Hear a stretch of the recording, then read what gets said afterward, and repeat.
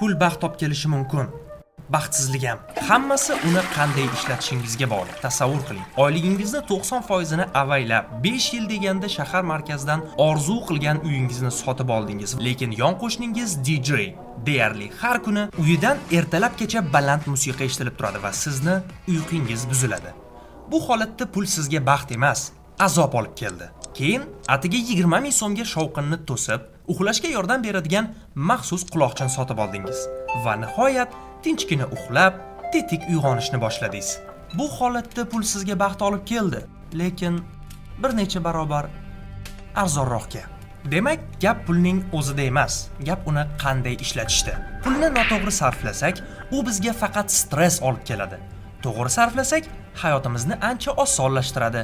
Shuning uchun pul baxt olib keladimi degan savolning javobi oddiy.